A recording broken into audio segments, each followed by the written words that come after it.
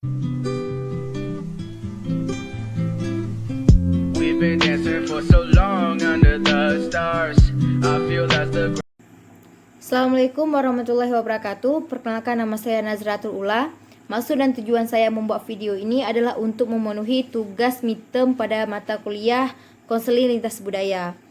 Pada kesempatan kali ini saya akan menjelaskan beberapa subjudul. Yang pertama tentang konsep konseling lintas budaya, selanjutnya perilaku sosial, dan yang terakhir psikomotorik.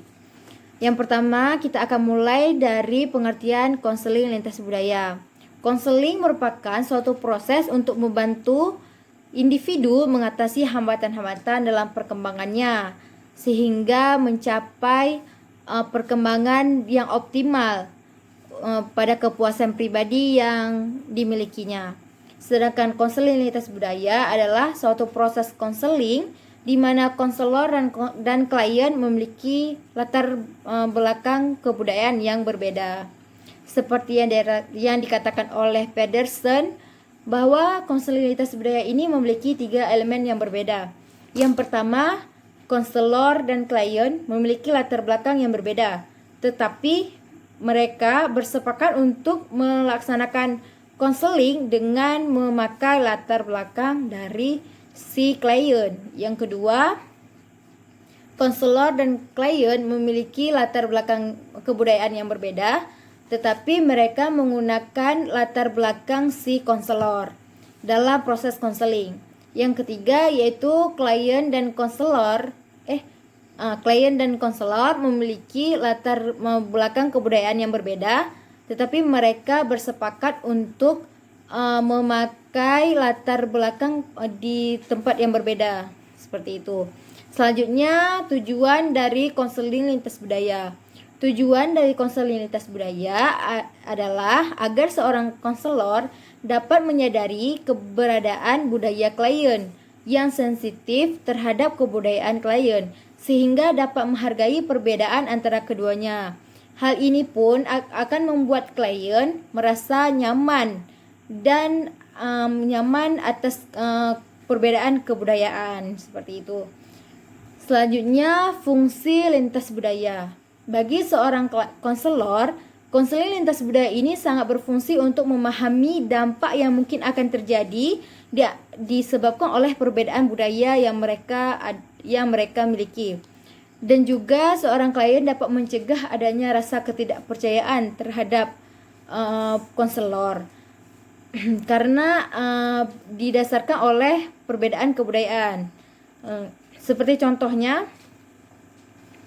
jika seorang konselor memiliki perbedaan budaya dengan klien, konselor berkebudayaan atau bersuku Aceh, sedangkan klien berkebudayaan atau bersuku Jawa, maka konselor ini harus mengetahui bahwa kliennya berbeda kebudayaan dengannya, dan juga konselor ini harus memahami bagaimana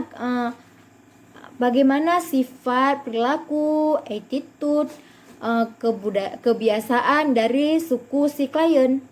Nah, jadi mereka bisa menyesuaikan diri seperti itu. Jika pada sukunya si konselor, yaitu suku Aceh, mereka biasa berbicara dengan nada tinggi.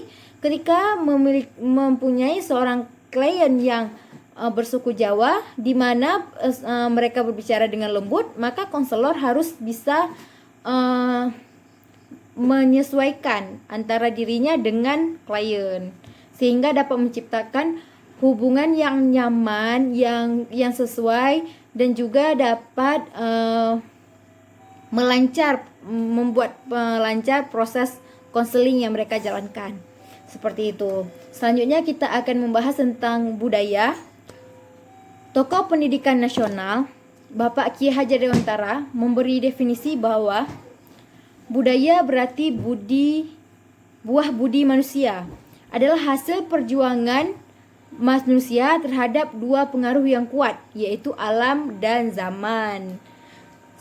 Dan juga dalam konseling lintas budaya atau kebudayaan meliputi seperti tradisi, kebiasaan, nilai moral, bahasa, keyakinan, dan berpikir yang telah terpola dalam suatu masyarakat dengan diwarisi dari generasi ke generasi, serta memberi identitas pada komunitas pendukungnya. Seperti kita berkebudayaan atau bersuku Aceh karena kita dilahirkan oleh keluarga yang bersuku atau berkebudayaan Aceh. Seperti itu. Jadi dia turun dari generasi ke generasi. Selanjutnya kita akan membahas tentang perilaku sosial. Perilaku sosial adalah istilah yang digunakan untuk menggambarkan perilaku umum yang ditunjukkan oleh individu dalam bermasyarakat, baik masyarakat itu dapat menerima ataupun tidak dapat menerima. Seperti yang dikatakan oleh Hurlock, perilaku sosial yaitu menunjukkan kemampuan untuk menjadi orang yang bermasyarakat. Seperti itu. Sebagai contoh dalam kerjasama, ada orang yang melakukan kegiatan kerjasama itu untuk kepentingan pribadinya, dan juga ada orang yang tidak suka melakukan kerjasama itu, yaitu orang yang bermalasan. Ada juga orang yang ingin menunjukkan diri dalam bermasyarakat, seperti itu. Dalam perilaku sosial mempunyai beberapa teori, seperti yang dikatakan oleh Sarlinto, dibagi menjadi 3 teori. Yang pertama, teori perilaku sosial, social behavior, di mana social behavior ini ditumbuhkan dari orang-orang yang memiliki kecukupan pada masa kecilnya, kecukupan kebutuhan induksi pada masa kecilnya. Jadi orang ini tidak pernah memiliki masalah pribadi dengan dirinya dan orang lain. Jadi dia gampang untuk berperilaku sosial, seperti itu. Yang kedua yaitu orang yang perilaku yang kurang sosial, under social behavior, yaitu timbul jika kebutuhan akan induksinya berkurang, maka orang tersebut cenderung tidak ingin bermasyarakat, seperti itu.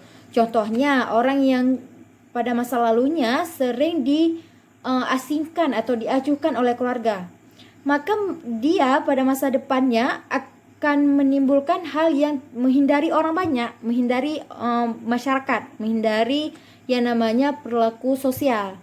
Itu. Selanjutnya perilaku terlalu sosial, yaitu over social behavior. Penyebab dari perilaku terlalu sosial ini sama dengan under social behavior, yaitu kurangnya ilusi pada masa lalunya. Tetapi orang yang berperilaku terlalu sosial ini cenderung suka memamerkan diri sendiri, seperti dia berbicara terlalu keras dan juga ingin diperhatikan oleh banyak orang. Seperti itu. Selanjutnya kita akan bahas tentang psikomotor. Psikomotor adalah salah satu ranah yang menilai keterampilan skill atau kemampuan melalui sesuatu setelah seseorang menerima pembelajaran pada bidang tertentu.